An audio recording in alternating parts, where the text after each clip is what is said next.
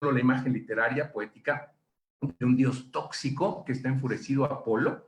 Por eso es el término de argitoxos, que tras las súplicas del sacerdote de Crises había descendido.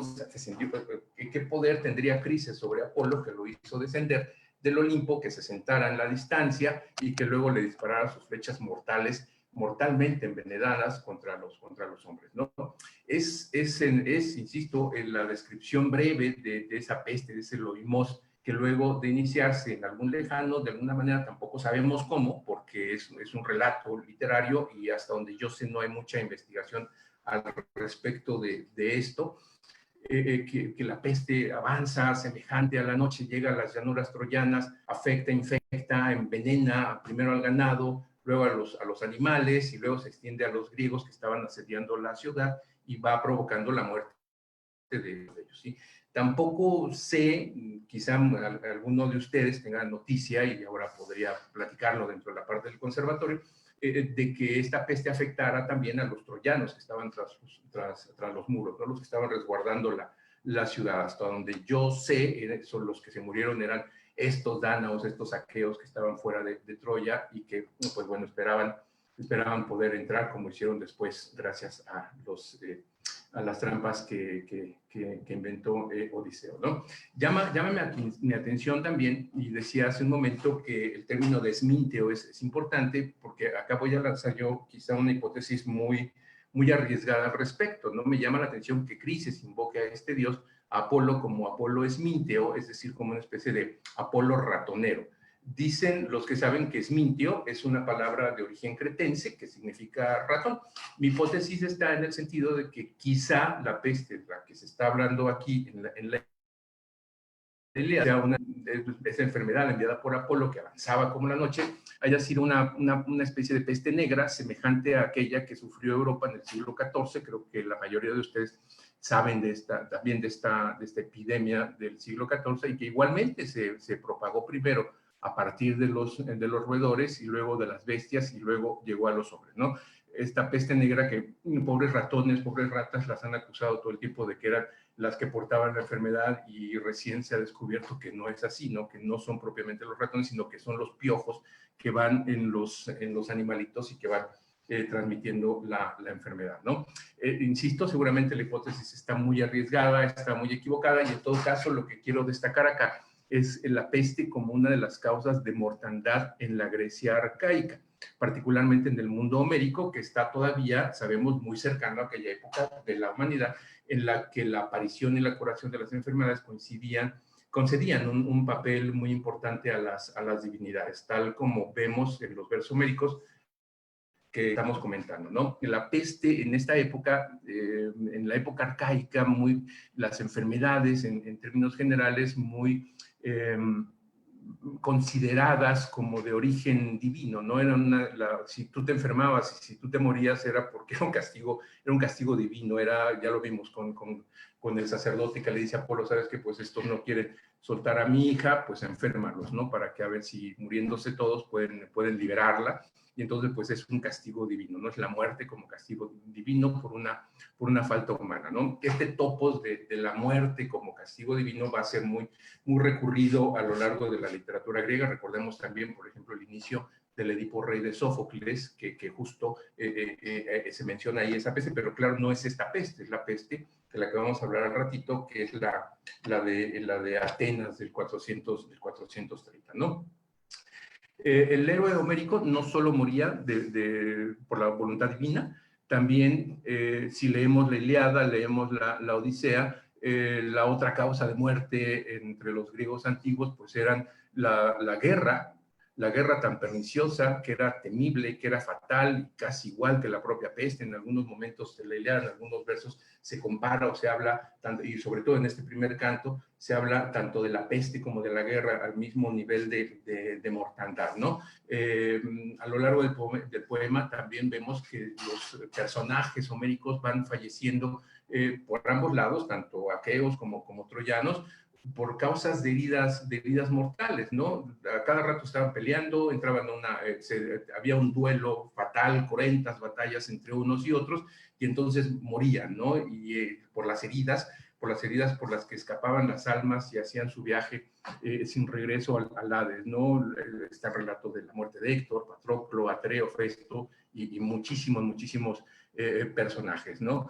No hay, por lo menos en Homero, testimonios, o yo no he parado en ellos, testimonios de muerte de griegos por alguna enfermedad distinta a la muerte o a la guerra o por viejitos. No hay así de que se murió fulanito por la edad, ¿no? Por lo menos no en Homero. Claro que hay otros autores, hay otros textos literarios en donde sí encontramos algunos datos de muertes que se por ancianidad, ¿no? El hombre griego de esta época, entonces, pues, supondríamos que en términos generales sería un hombre muy sano, que no se moría si no era por causa de una muerte o por causa de la guerra, o por lo menos así lo queremos entender a partir de Homero, y quizás hasta del fabuloso Brad Pitt, ¿no? A partir de la película esta hollywoodense de Troya, ¿no? Los versos homéricos, como sabemos, como todos los que estamos metidos en estos asuntos de los clásicos, son la fuente, diría Luciano de Samosata en el inicio de su relato de las historias verdaderas, que el jefe y conductor de un montón de patrañerías, refiriéndose a los mitos, es justamente Homero, ¿no? Y pues es que eso ocurre con los versos homéricos, son testimonios y orígenes del desarrollo de la mitologías griegas, de donde se desarrollaron muchas leyendas, muchas tradiciones, etcétera, ¿no? Refiriéndonos al asunto de la medicina, también encontramos allí algo de información sobre la medicina que vamos a llamar prehipocrática o de época arcaica, es decir, del campo de la literatura homérica, ¿no? No es que el mito de Asclepio esté contado precisamente allí en Homero, pero Asclepio y sus hijos sí están mencionados varias veces ya como médicos dentro de los cantos homéricos, ¿no? Los médicos que se mencionan como hijos justamente de Asclepio son Podalario, algo así, y Macaón, no recuerdo exactamente, creo que sí, Macaón, ya ahorita ustedes por favor me corrigen en esos nombres, ¿no? Que además Homero en varias ocasiones los menciona como magníficos médicos. Incluso en el canto segundo de la Ilíada, estos dos asclepiadeos son de los que proporcionan una de estas flotas. El canto segundo es el famoso catálogo de las naves, y fulanitos dieron tantas naves, perenganitos tantas naves, y pues entonces estos dos hijos, Polidario y Macaón, hijos de Asclepio, también donaron algunas de sus naves, decía el verso, un contingente de 30 huecas naves con las que participaron estos dos hijos de Asclepio, ¿no? ¿Quién fue Asclepio? Es un ser, hasta donde sabemos, mitológico. Estrabón es una de las fuentes que tenemos para saber del mito de Asclepio. No es el único, por supuesto, hay muchos relatos sobre como ocurre con toda la mitología griega, ¿no? Hay diferentes versiones de diferentes autores, de diferentes épocas, y ahora pues yo he tomado lo de Estrabón, ¿no? Que resulta Estrabón, que dice que es hijo de Corónide, que por cierto también no es solamente Corónide, es Coronis y tiene no sé cuántos otros nombres. A mí me gusta más el de Corónide, y es el que he tomado para esta charla, ¿no? Entonces cuenta Estrabón que esta personita, Corónide, era hija del rey de Tesalia, y que acostumbraba ir a bañarse a un lago. Entonces, un día Apolo paseaba por ahí, se desvió cerca de donde esta chica se estaba bañando, y como ocurre frecuentemente en la mitología griega, los dioses se enamoran de los mortales y casi siempre conciben familia. Entonces, pues Apolo descendió, se enamoró de esta chica, la sedujo y pues la dejó preñada, ¿no? Es algo muy normal dentro de la literatura clásica, dentro de la mitología griega. Pues bueno, ya teniendo una relación, tanto Corónide y Apolo, pues un día Apolo, que vivía en Delfos, pues se le ocurre ir a ver sus asuntos por allá, y Corónide es visitada por su antiguo novio, y pues resulta que mantienen relaciones. El caso está en que Apolo, una persona un dios muy celoso, muy vanidoso, le deja encargado a un cuervo que vigile los actos de Corónide, y pues el cuervo, cuando se da cuenta de que Corónide había yacido con su antiguo novio, pues ni tardo ni perezoso se va volando, pero no, se va volando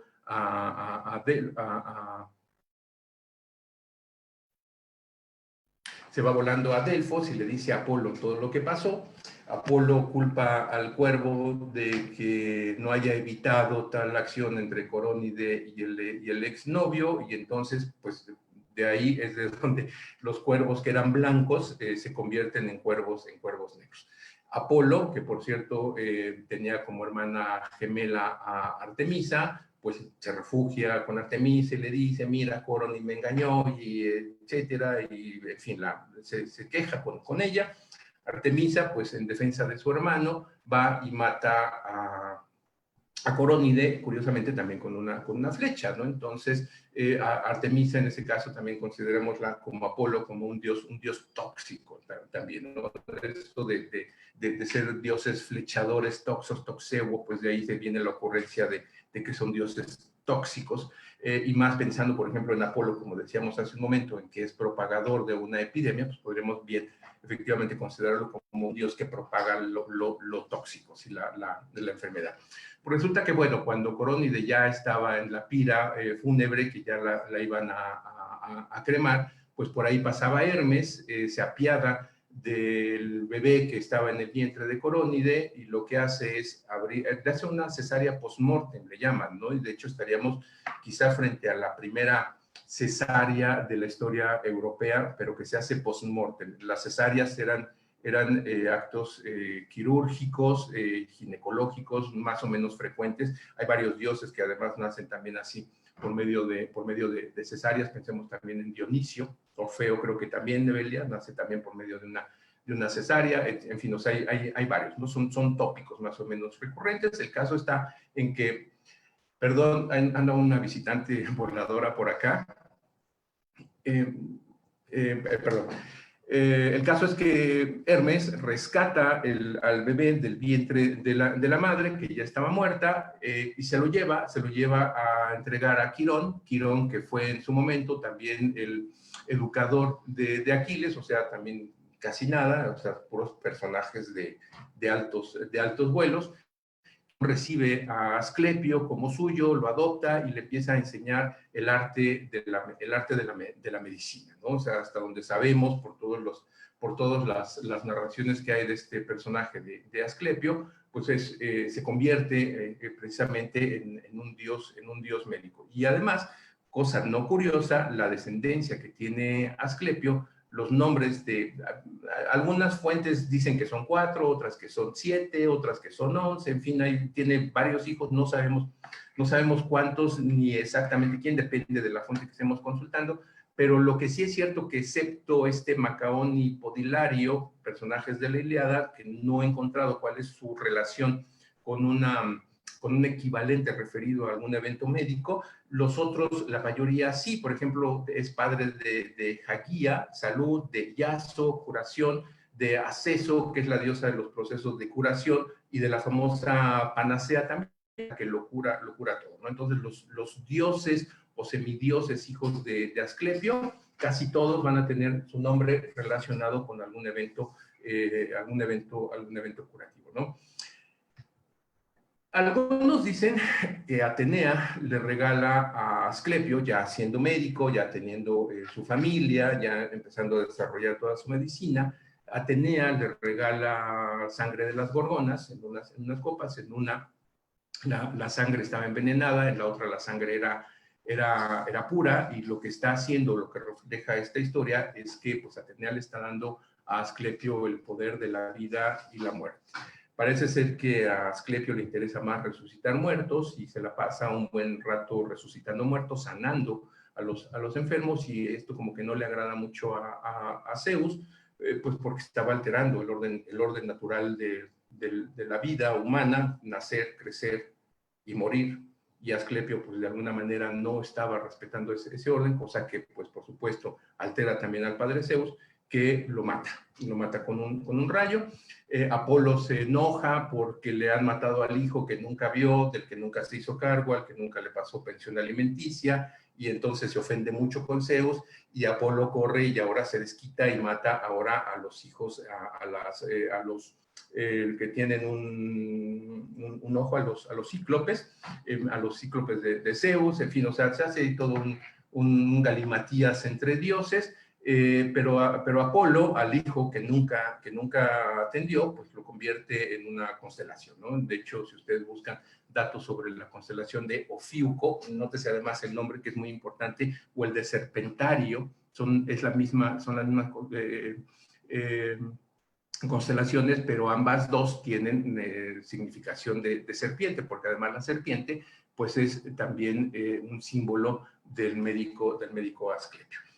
Asclepio, ya el culto de Asclepio, que evidentemente no empezó a desarrollarse con Homero, sino desde antes de Homero, tan es así que por eso Homero ya cita a Asclepio como un médico y a sus hijos como un médico, se comenzó a desarrollar lo que sería una especie, como lo verán mañana seguramente con Gabriel. No he leído la ponencia de Gabriel, sabemos de qué íbamos a hablar uno y otro, pero cuando yo estaba buscando mis notas para platicar hoy con ustedes, pues bueno, sale esto de la medicina alternativa de Apolo, y seguramente mañana les va a hablar muchísimo más de Asclepio y de lo que eran los famosos Asclepeion, los terapeutas, cómo se hacían las curaciones, las cuestiones votivas que hacían los personajes, las personas que iban a los Asclepeion, que yo digo que eran como una especie de spa de la antigüedad, o si han tenido ustedes oportunidad de ir a Tepoztlán, en Morelos, pues era más o menos lo mismo. Llegaban los enfermos, se les limpiaba, se les daban masajes con afeites, se les alimentaba, se les curaba, se les cuidaba, etcétera. Y había un momento dentro de todo lo que era, digamos, el rito o el proceso de sanación en los Asclepeion. Había algo que llamaban ellos los Abaton, que era en donde era la parte, según esto, más recóndita, más escondida, más oculta de estos edificios Asclepeion, que se describen más o menos como una parte en donde estaba el templo y otra parte en donde estaban en donde se hospedaban el famoso Abaton, que era el lugar oscuro. De hecho, piensen, los que sean de clásicas, piensen en la raíz de esa palabra, Abaton, abismo, es decir, la parte oscura, la parte lejana, la parte mistérica de estos. El paciente que llegaba a atenderse ahí era recibido, se le limpiaba, se alimentaba, luego se le conducía, ya después de un tiempo, se le conducía al Abaton, se le inducía al sueño, que era la famosa curación por incubus, es decir, se le inducía al sueño por medio de algunos brebajes, de algunas hierbas, etcétera, y dependiendo de lo que soñaba el enfermo, por supuesto con Asclepio, según esto, se le aparecía en el sueño y le decía: tú estás enfermo de esto, y el tratamiento a seguir es este, y es este, y es este, y es este. O te curabas inmediatamente, en fin, o sea, todo se daba ahí en este Abaton, y pues bueno, así era como se curaba. Si eventualmente el paciente era sanado en estos Asclepeion, se sabe que no se cobraba exactamente, pero sí se les pedía que dejaran una especie de anatema o un exvoto, ahora como los que dejan en algunos colgados, en algunos santos de las iglesias católicas, que de pronto llegamos y vemos que tienen muchas cosas así colgaditas, pues esos exvotos que en Grecia en ese momento les llamaban anatemas, ana y titemi, es decir, lo que se pone encima de una especie de pago. De esos hay muchísimos en los Asclepeion que se han en los que están. El más famoso es el de Epidauro, incluso tiene un museo, y hay una colección enorme de estos exvotos, que eran figurillas, generalmente eran de metal, las más comunes eran las de metal, pero también lo que hacía el enfermo que había sido sanado, mandaba poner aquí el dibujo de la parte que había sido afectada y que había sido sanada, y entonces ya ponían, por ejemplo, David Becerra dar en agradecimiento a Asclepio porque lo curó de su ceguera, por ejemplo, ¿no? Y entonces aparecía allí el ojo y aparecía esa sentencia. Entonces, como sabemos más o menos cuáles eran las enfermedades que se atendían en esos Asclepeion, y sí se sanaban. No todo era color de rosa, porque sabemos que no todos los pacientes que llegaban ahí eran recibidos y eran atendidos. Si llegaba algún paciente que presentaba algún síntoma o algo que podían detectar como una enfermedad que podía ser infecciosa, no lo dejaban entrar, no atendían tampoco a las mujeres embarazadas y no se les permitía, y esto es muy importante también porque sobre todo para la peste de Atenas se rompe con esta tradición. Nadie podía llegar a morirse a un templo. Si yo voy ya en un estado en un estado final, ya prácticamente para llegar y morirme, nadie en Grecia podía llegar a morirse a un templo, ¿no? Entonces había cosas que no se permitían, ¿no? Entonces sabemos, por ejemplo, de que en estos, sobre todo por Epidauro, insisto, sabemos que habían enfermedades que no necesariamente eran letales, pero que sí eran más o menos frecuentes, o de las que más se daban en esa época: parálisis, cegueras, cálculos renales, hemorragias de órganos internos, sorderas, enfermedades del corazón, epilepsias, etcétera. Y sobre la epilepsia, Oribacio de Pérgamo, curioso porque Oribacio es el médico de Juliano el Apóstata. Oribacio ya es hacia el siglo IV después de Cristo, y estamos acá todavía por el siglo VI, siglo VII más o menos, pero Oribacio nos guarda en un librito que se llama Collectio Medicae, algunos relatos de la medicina de Grecia en esa época, y hay un parrafito que les leo. Dice Oribacio en esa colectio: Teucro viajó a Pérgamo para consultar a Asclepio sobre su epilepsia, y el dios le preguntó si estaría dispuesto a cambiar sus dolencias actuales por otras. Teucro le respondió que prefería curarse, pero si no había otra solución, le gustaría saber las incomodidades futuras, y Asclepio le indicó que serían más ligeras. Teucro aceptó la nueva enfermedad, una fiebre cuartana, y quedó curado de la epilepsia. Es decir, hubo una especie de transacción. Tienes epilepsia, te curo la epilepsia, pero no te puedo sanar totalmente, pero te voy a dejar otra enfermedad que ya no será tan complicada como la epilepsia, ¿no? Esto es sobre Asclepio. Junto al desarrollo de este culto, de esta escuela, no de esta escuela, sino de estas formas tepostecas de ir sanando a los enfermos, se iba desarrollando también las famosas escuelas, las escuelas de medicina. No pensemos en escuelas de medicina como en la UNAM, como una facultad de medicina en donde cuesta mucho trabajo entrar por examen de selección, y que en escuelas particulares es una carrera carísima.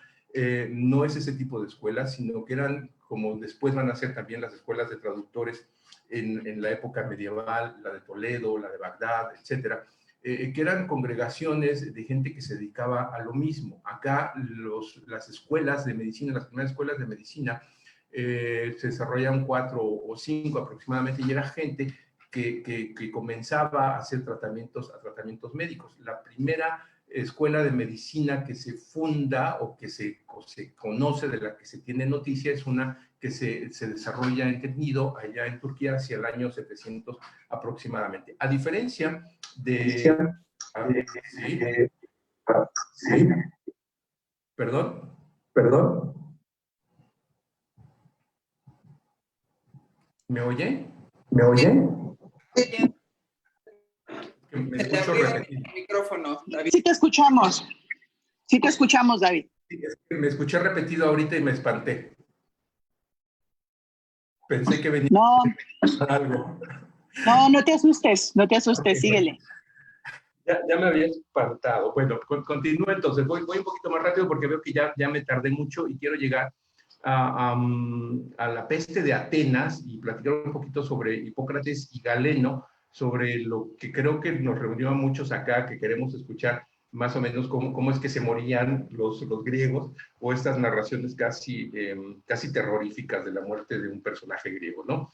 Bueno, hubo varias escuelas de medicina, la medicina en esa época estaba todavía íntimamente relacionada con la filosofía. Pensemos, por ejemplo, en Alcmeón de Crotona, pensemos en Empédocles de Agrigento, que quizá era uno de los médicos más importantes de esa época, antes que Hipócrates, por supuesto, antes en el momento histórico.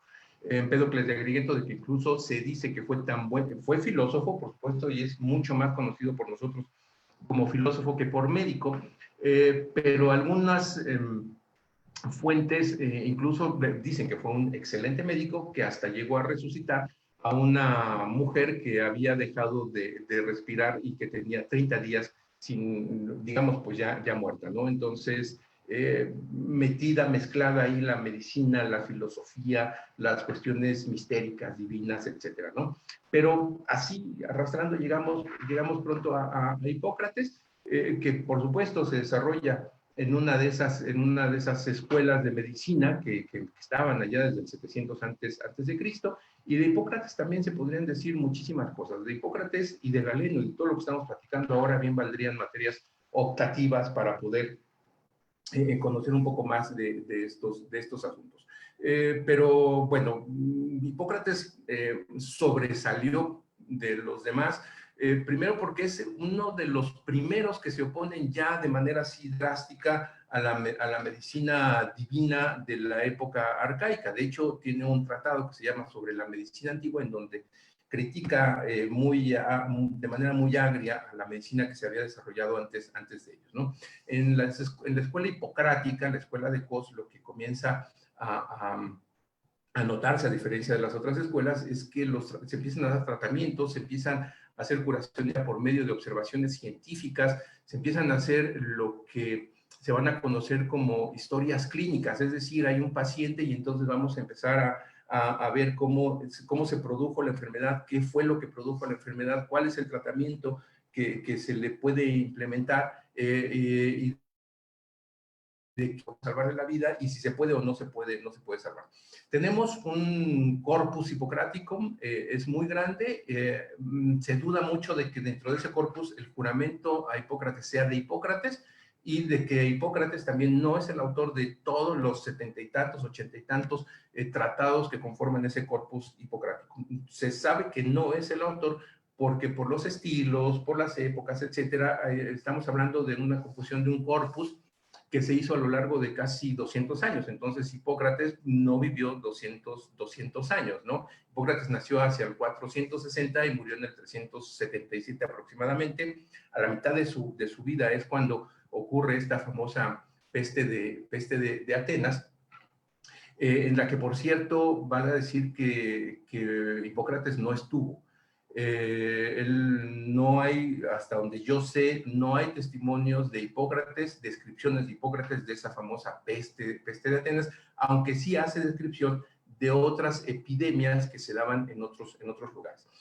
Bueno, pues Hipócrates hay muchos tratados, muchos están en pugna por los filólogos que dicen que estos sí, que estos no, etcétera. Hay algunos pocos de los que se dice que sí es el autor, y algunos que son muy buenos sobre las dietas, las enfermedades agudas, sobre los aires, pronósticos.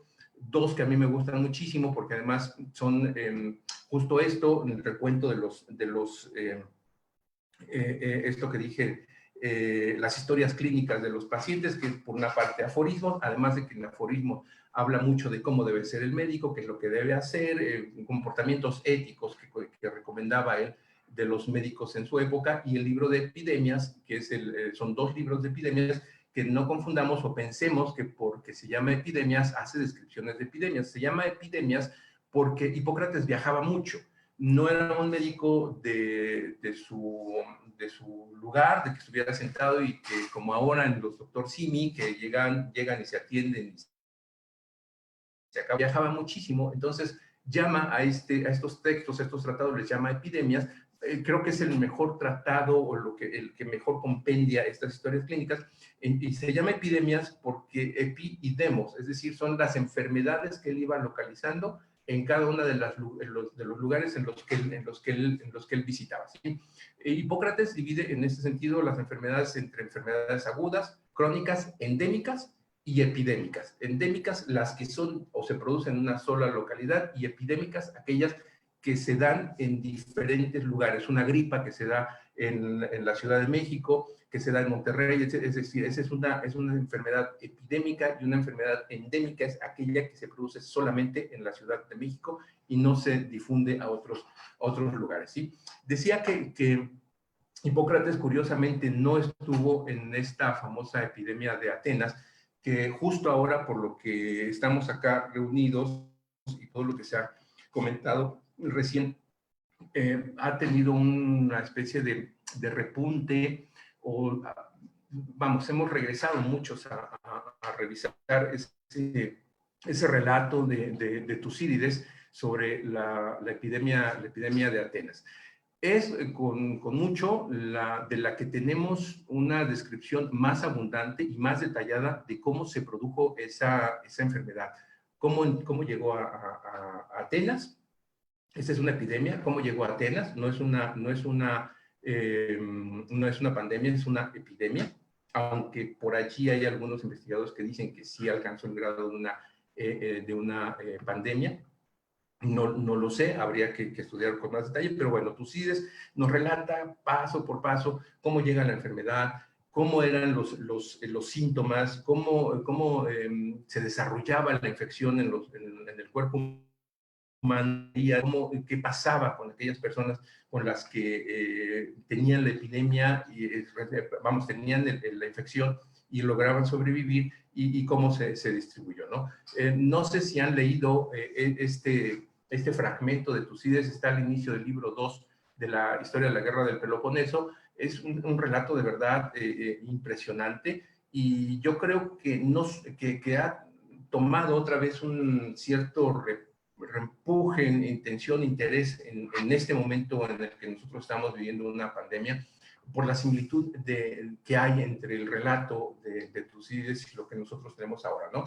Por ejemplo, así rápidamente les leo, dice: nada podían hacer los médicos por su desconocimiento de la enfermedad que trataban por primera vez.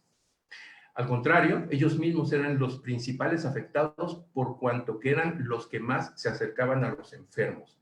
Tampoco servía de nada ninguna otra ciencia humana.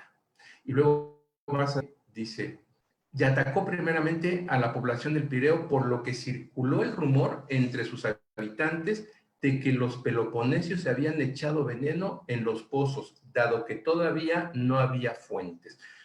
Al inicio de esta pandemia que nosotros estamos viviendo, se ha hablado de que si es el resultado de una guerra química, que si el chino se comió a un murciélago y no lo hirvió bien, en fin, o sea, varias cosas que nos hacen más o menos parecidas a este relato, ¿no? Un poquito más adelante dice: en los demás casos, sin embargo, sin ningún motivo que lo explicase, en plena salud, y de repente se iniciaba con una intensa sensación de calor en la cabeza, y con un enrojecimiento e inflamación en los ojos por dentro. La faringe y la lengua quedaban enseguida inyectadas, y la respiración se volvía irregular y despedía un aliento fétido.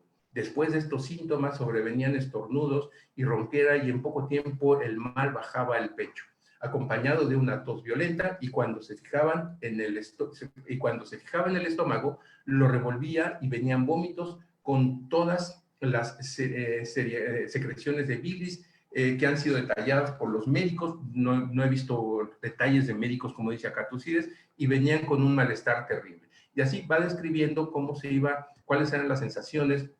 Incluso hay alguna sugerencia de que algunos de los que sobrevivían a la infección se curaban porque les eran mutilados los brazos o alguna extremidad, etcétera, en donde se había contenido la enfermedad. Otros, en fin, en el momento de restablecerse, fueron víctimas de una amnesia total y no sabían quiénes eran ellos mismos, ni reconocían a sus allegados. La naturaleza de esta enfermedad fue tal que escapa sin duda a cualquier descripción. Atacó a cada persona con más virulencia de la que puede soportar la naturaleza humana, pero sobre todo demostró que era un mal diferente a las afecciones ordinarias en el siguiente detalle, y da el detalle de las infecciones.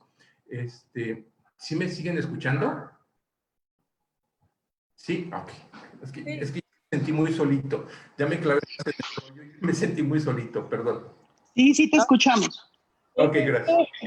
Pues es que como ya no escuché ladrar al perrito que estaba ladrando hace rato, ya lo extrañé, ¿sí? Bueno, cabe decir también que esta de Atenas, insisto, no fue, y ya lo vimos, no fue la única epidemia. Hipócrates describe otras epidemias en otras ciudades griegas, Insisto, esta es porque es de la que tenemos mucha más información. Está muy bien relatada y sobre todo por, insisto, la cercanía que hay entre esa epidemia y lo que nosotros estamos viviendo. Hubo otra epidemia ya, que esta fue más bien una pandemia, es la famosa pandemia antonina o peste de Galeno, que ya que anda Carolina Ponce por acá igual, ella nos puede luego platicar un poquito más acerca de esta pandemia, si es que tiene muchas más noticias. Esta pandemia se llama de Galeno, que es otro médico, son nuestros dos médicos famosillos de la antigüedad clásica, Hipócrates y Galeno. Hipócrates por ser el primer médico científico, digamos, que hay en la Grecia antigua, y Galeno, pues porque hizo también muchos avances, sobre todo anatómicos, hizo muchos descubrimientos anatómicos, nació en el 129, se hizo médico de Marco Aurelio, es decir, fue médico del emperador, pero además una cosa que le ayudó mucho a hacer sus avances anatómicos es que fue durante mucho tiempo el médico de los gladiadores, entonces pues recibía a los gladiadores todos golpeados o los recibía ya muertos y tenía oportunidad de hacer los estudios anatómicos, o sea, tuvo un enorme laboratorio para poder hacer todos sus avances científicos. Y bueno, también es conocida esta epidemia antonina, como de Galeno decía, porque en algún tratadito médico de Galeno se llama sobre el método de la medicina,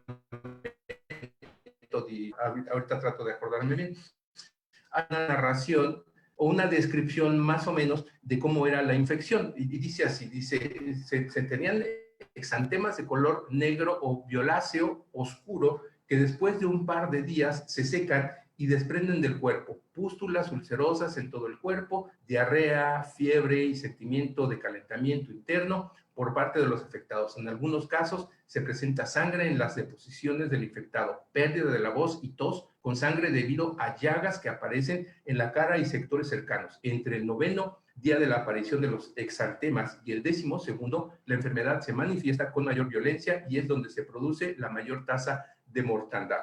Hasta donde sabemos, esta pandemia fue muy terrible en esa época, en la época de los antoninos.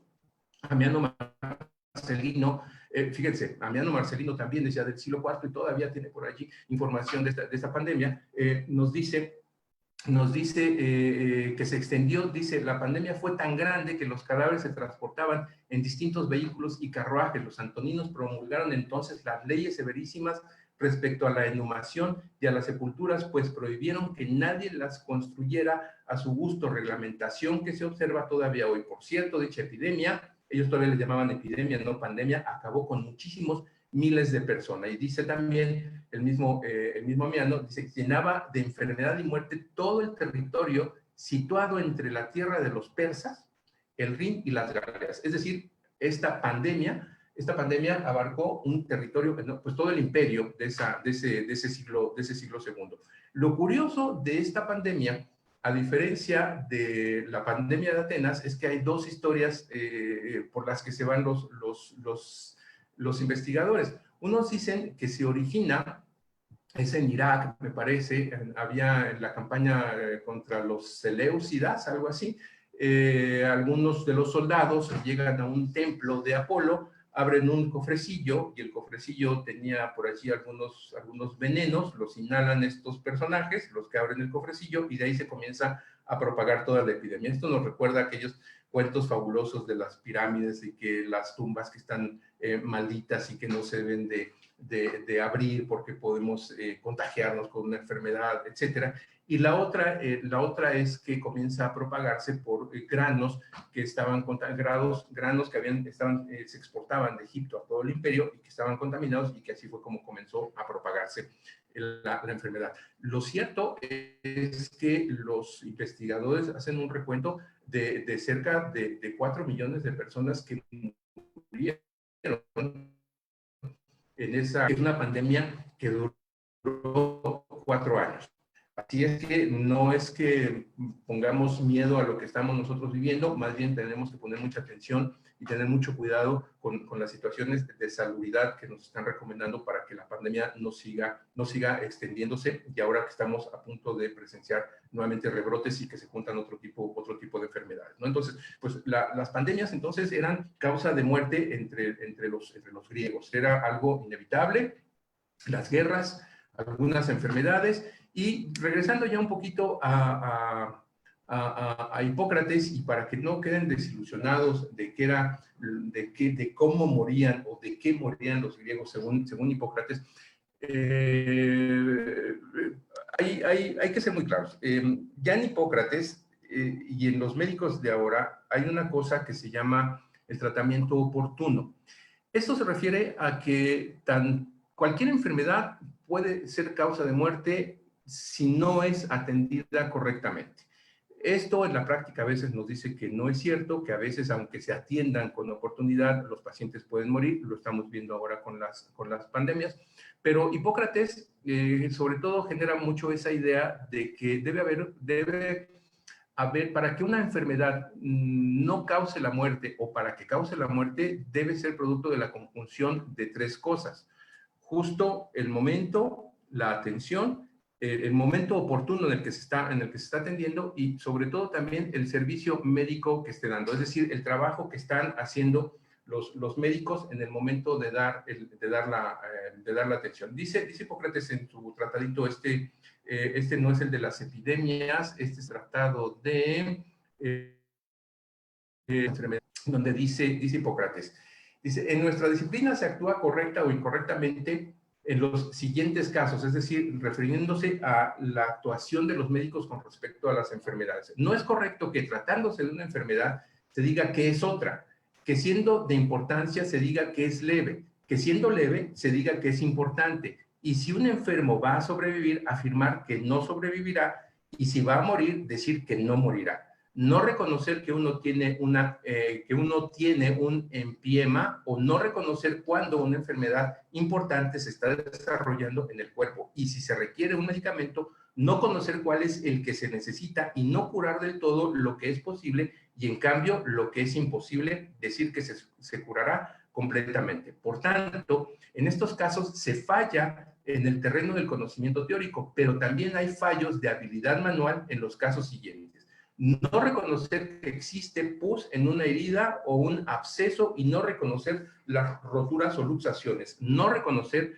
aún explorando con una sonda en la cabeza, si el hueso está roto, ni en el intento de meter una sonda en la vejiga lograrlo con éxito, y no reconocer si hay una piedra en la vejiga, ni reconocer la existencia de pus al sacudir, y en quedarse corto en la profundidad o extensión al sajar o cauterizar, y también en cauterizar y sajar lo que no es necesario. Estas son manifestaciones de errores. Entonces, lo que podría y sigue siendo causa de muerte, pues son los errores médicos, que se conjuntan también con el tipo de enfermedades y la oportunidad en que se dé el tratamiento o el servicio médico al paciente, ¿no?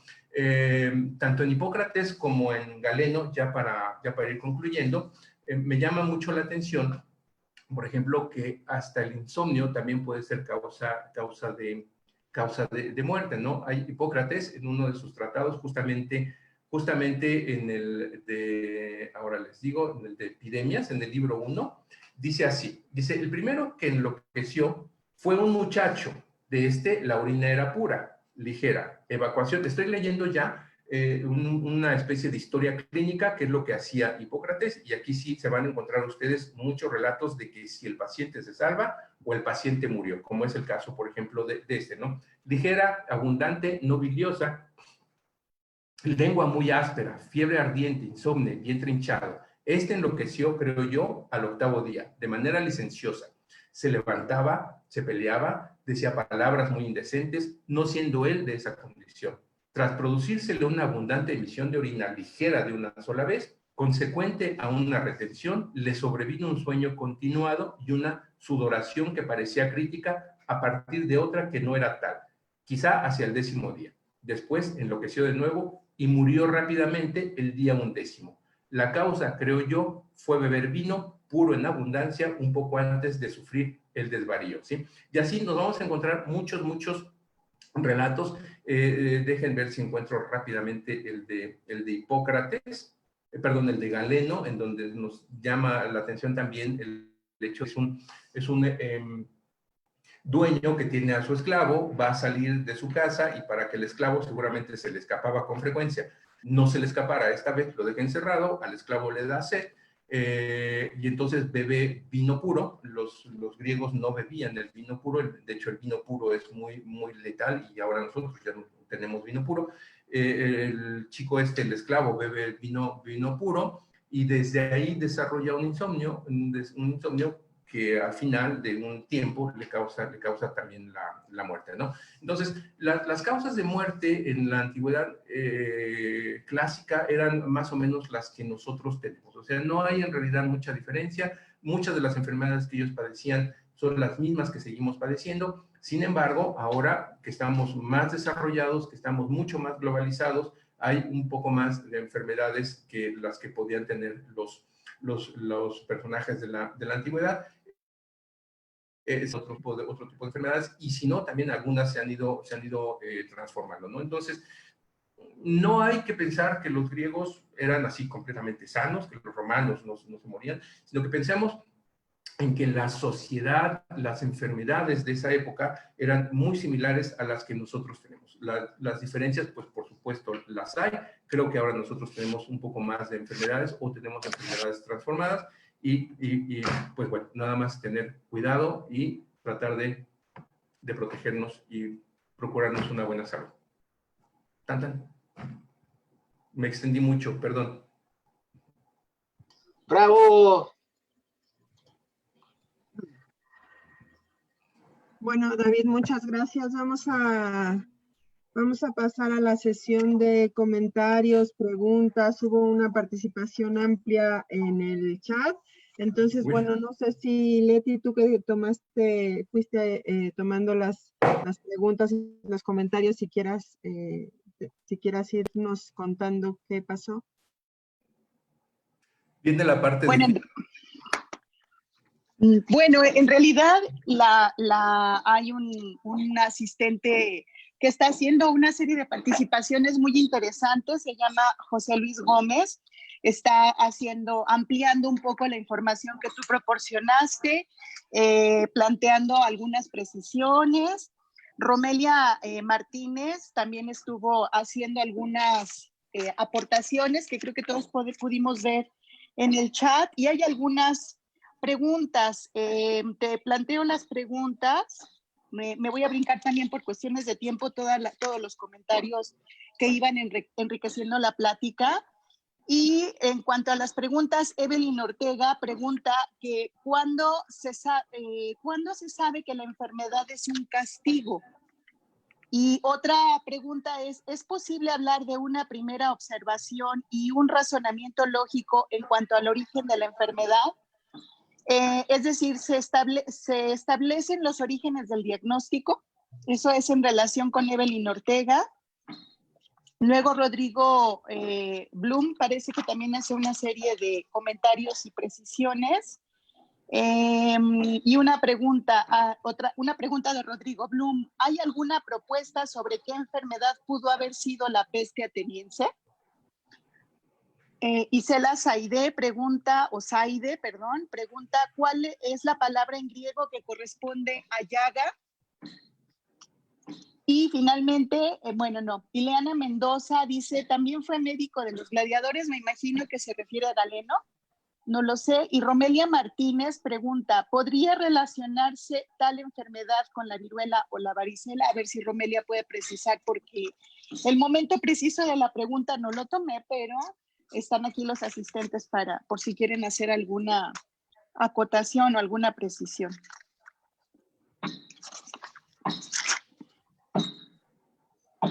¿Me puedes repetir la pregunta? No, es que fueron muchas. Oye, yo creí que estabas, no, por supuesto tomando. que va a haber muchas precisiones. Claro, yo soy relativamente nuevo en estos temas. Digo, me gusta mucho. Yo conozco a Galeno, a ese sí lo conozco un poco más. porque Galeno me ha acercado más a él como filósofo que como médico.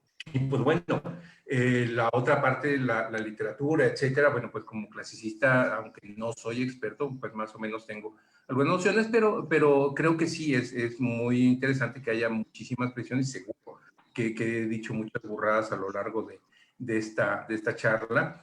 Pero a ver, ¿cuándo considerar que una enfermedad es un castigo? Bueno, eso era algo que tenían los griegos de la época arcaica, lo consideraban, lo estamos viendo justamente con Homero, ¿no?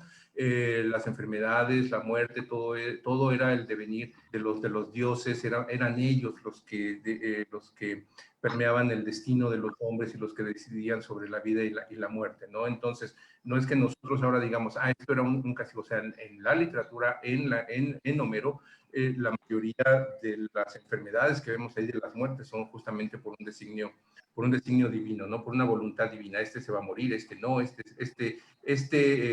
juega o comulga con tal Dios y entonces tiene tales favores, este no, este está peleado con el otro Dios, entonces es del otro bando, etcétera, ¿no? Es en ese sentido. O sea, en la literatura, en Hesíodo también incluso lo vemos, hay hay un involucramiento muy interesante, muy importante de lo que son las divinidades, que luego ya se va transformando con pensamientos filosóficos, pues bueno, eso ya es otra cosa, y ahí tenemos ya otro tipo de mezclas, en donde ya incluso los filósofos no empiezan a hablar propiamente de castigos, de las enfermedades y muertes como castigos divinos, aunque hay dudas en algunos de ellos, ¿no? El propio Platón todavía podemos encontrar allí algunos rastros, algunos dejos del temor a los dioses con ciertas dudas, ¿no? Esa es una. La otra, ¿cuál era la segunda? Bueno, estoy seleccionando porque son varias, pero me parece muy interesante también Muchas, esta y había varias muy interesantes. Sí, esta de Aide, para ser un poco más sintéticos, esta perdón, Evelyn Ortega, la segunda parte, su segunda pregunta dice, ¿es posible hablar de una primera observación y un razonamiento lógico en cuanto al origen de la enfermedad?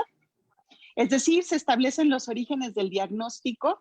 Si ella quisiera hacerte la pregunta un poco más precisa, eso fue lo que Sí, yo de hecho, anoté. bueno, si quieres, sí, no hay problema, pero sí, de hecho, comentaba en estos dos textos fundamentales, casi todo Hipócrates, pero en estos textos de Hipócrates así empieza, ¿no? Hice la lectura, no, pero tenía seleccionados algunos otros, hay algunos muy chiquititos, en donde empieza, dice, fulanito de tal pueblo llegó y presentaba tales daños, tales características de enfermedad. Y empieza a decir, notamos esto, notamos el otro. Incluso hay algunos textos de Hipócrates en donde dice, entre paréntesis, los traductores lo han puesto así, pueden investigar sobre la materia de esto, investigar sobre la composición de aquello, investigar sobre lo otro, ¿no? Entonces, sí, ya en Hipócrates, a diferencia de otros momentos de la medicina antigua, en los textos que tenemos de ellos es lo que empezamos a ver. O sea, por eso Hipócrates es interesante, ¿no? Los textos, y no solo que se han considerado como de él, sino todo el corpus hipocrático, porque están, aun cuando se consideren que son diferentes médicos los que los han escrito, los que los han anotado, etcétera, casi todos llevan la misma línea, ¿no? En cuanto a las cuestiones de las historias clínicas, así es, ¿no? El paciente llegó tal día, presentaba tales afectaciones, se le dio este tratamiento, etcétera, y se va llevando el relato.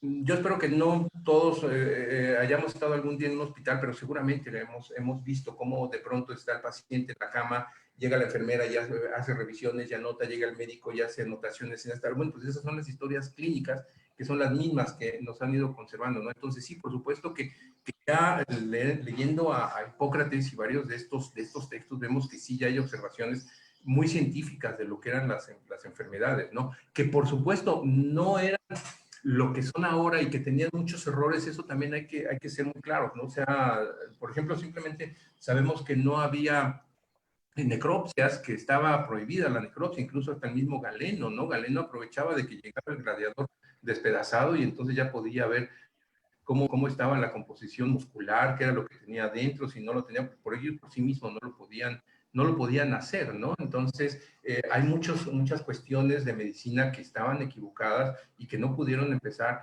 a comprobarse o a desmentirse, sino hasta época ya muy, muy posterior, ¿no?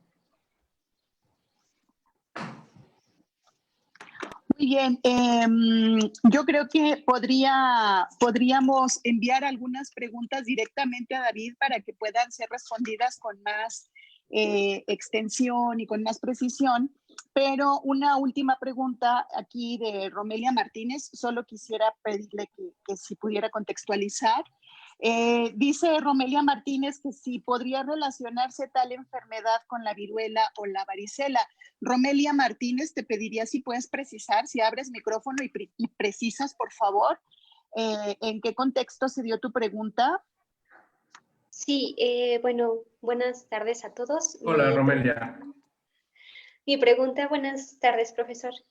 Mi pregunta iba en torno a una parte en la que usted hablaba de una enfermedad en la cual había pequeñas pústulas. Sí, la de la peste de Galeno. Exactamente. De hecho, esa peste, perdón, pregúntame. No, iba directo a eso.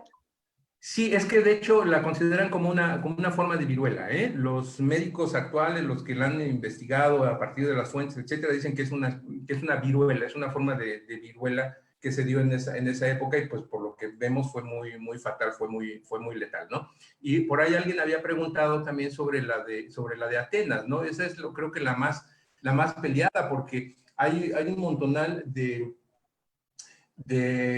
propuestas de enfermedad para esa de Atenas. Hay desde antrax, cólera, dengue, ébola, escarlatina, escorbuto, en fin, o sea, hay muchísimas propuestas que era esa la enfermedad.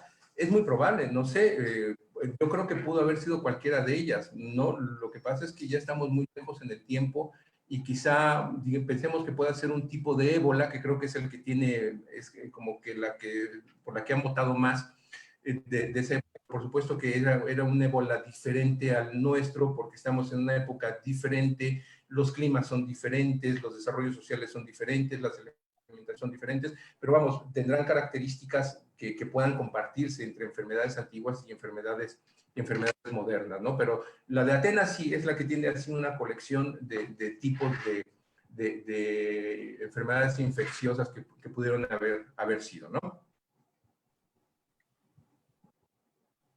Bueno, pues son las 12:33, entonces por el día de hoy debemos cerrar nuestra sesión. Agradecemos a todos los participantes y los invitamos a la siguiente mesa. Bueno, en primer lugar agradecemos a nuestro ponente inaugural, a David, que hizo un muy amplio recorrido por las enfermedades que ya nos dejó a todos con muchas curiosidades, con muchas preguntas por hacer que se pueden ir haciendo también en las otras mesas. Como David mismo dijo, Gabriel hablará sobre la medicina apolínea, entonces hay muchas preguntas que podemos retomar también en otras mesas. Muchas gracias, David, ha sido un gusto escucharte y un gusto también que nos hayas apoyado y hayas aceptado inaugurar este evento, que fue muy exitosa esta primera mesa. Muchas gracias. Los invitamos a la siguiente sesión, que empieza a las 4, igual nos conectamos unos minutos antes, en donde tendremos las participaciones de la maestra Olivia Isidro, que hará una muy extraordinaria narración sobre la muerte en la Inquisición, muerte y enfermedad en la Inquisición.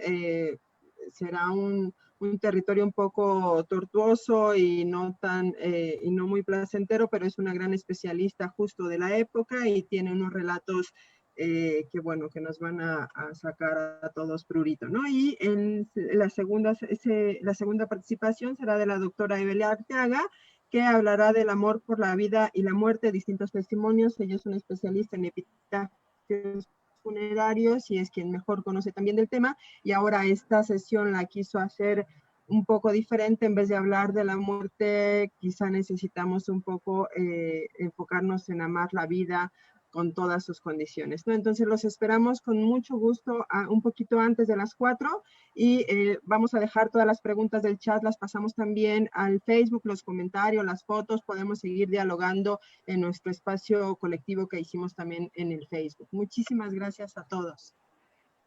Perdón, es la misma liga para todas las sesiones. Están preguntando y es importante que lo sepan. Y también, bueno, gracias a todos. La idea de estos conversatorios es que siga la relación con los ponentes, pues, ¿no? Es la apertura. David nos dejó un montón de curiosidades, dudas, entonces, pues bueno, conocen a David, es nuestro coordinador, así que bombardéenlo en sus redes sociales y en sus mails con preguntas. Sigamos la comunidad. Sí, bombardeenme, pero después de la semana de inscripciones, por favor. Y perdón, quedó una Disculpen, mano levantada, pero no sé. disculpen, ¿cuántos meses de trabajo va a haber el día de hoy? ¿3 o 2? Dos. Las siguientes a las 4, igual de 1 hora y media. Ah, ok. Y el día de mañana son otras 2, ¿verdad? Otras 2 y el jueves otras 2. Sí, en total son 6 mesas. 6. Bueno, Ah, ok. yo les invito a que todos abramos nuestros micrófonos y nos despidamos y en 2 minutitos cerramos la sesión. Gracias, buenas tardes. Gracias, buenas tardes. Gracias. Gracias. Nos vemos. Bye. Gracias. Muchas gracias. Gracias. Muchas gracias por todo, muy interesante. Muchas gracias, maestro. Gracias por la asistencia. Gracias. No me veo porque estoy con las ventanas acá. ¿Ya me salgo? Gracias, maestro. Hasta luego. Gracias. Gracias. A ver, tengo una duda. Me imagino que se graban las conferencias, entonces las puedo repetir las veces que yo quiera desde la comodidad de mi hogar. No sé quién Es que- más, pero Cómodos, sí. sí. O sea, es que no estoy en mi casa, pero pues quería prestarle mucha más atención. Está, en el Zoom, sí. empezamos a grabarla, Rodrigo, un poco tarde porque no podíamos. Bueno, empezamos a transmitirla en vivo. Se está transmitiendo en vivo en Facebook, ahí se va a quedar. Y además, yo la grabé desde el principio y también la voy a subir en la página. Entonces, Súper. Sí, es que hubo tiempos como tengo que estar haciendo cosas que solo podía oír sin ver, entonces pues por eso tenía la cámara apagada. sí. Muchas entendemos. gracias. Se va a quedar ahí. ¿Cuál Súper. página, doctora, comentaba que le iba a subir, maestra? Sí, se llama Conversatorios Letras Clásicas en Facebook. Conversatorios Letras Clásicas F mayúscula YL, o sea, Facultad de Filosofía y Letras. Así se llama la página. Ok, gracias, yo consulto. ¿De qué? Gracias, maestra. Gracias, adiós. Hasta Adiós. luego, bye. Gracias, bonito martes. Igualmente.